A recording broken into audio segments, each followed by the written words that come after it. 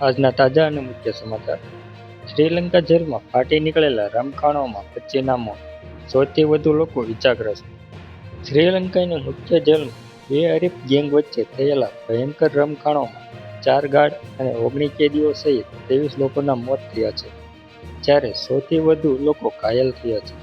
છેલ્લા 6 વર્ષની આ સૌથી મોટી જેલ હિંસા છે. શ્રીલંકાની એક મુખ્ય જેલમાં તાજેતરમાં થયેલા ભયંકર રમખાણોમાં 4 ગાર્ડ અને 19 કેદીઓ સહિત કુલ 23 લોકોના મોત થયા છે, જ્યારે સૌથી વધુ લોકો ગંભીર રીતે ઘાયલ થયા છે.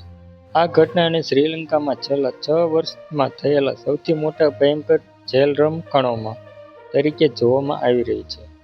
મળતી માહિતી મુજબ, આ હિંસક અથડામણ રાજધાની કોલંબોની સૌથી કુખ્યાત અને મુખ્ય જેલમાં ઘટી હતી.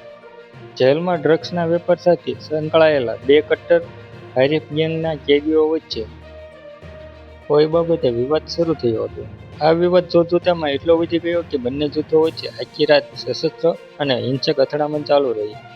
પરિસ્થિતિને કાબૂમાં લેવા માટે જેલ પ્રશાસન અને ગાર્ડ્સે હસ્તક્ષેપ કરવો પડ્યો હતો, જેમાં 4 ગાર્ડે પોતાના જીવ ગુમાવ્યા છે.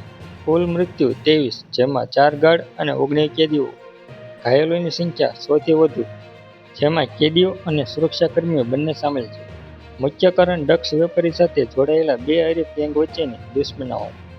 હોસ્પિટલ પ્રશાસનનું નિવેદન. કોલંબોની ઉત્તરે આવેલા નેગ્મોપો સરકારી હોસ્પિટલના ડાયરેક્ટર પુષ્પા ગમલાથે મીડિયા એજન્સી AFPમાં જણાવ્યું કે હોસ્પિટલમાં અત્યાર સુધી 23 મૃતદેહો લાવવામાં આવ્યા છે. ઘાયલોને કેટલાક ગોળી વાગી છે, જ્યારે અન્ય લોકોને તીક્ષ્ણ હથિયારોના ઘા અને ગંભીર ઇજાઓ પહોંચી છે. હાલ તમામ ઘાયલોની સારવાર ચાલી રહી છે.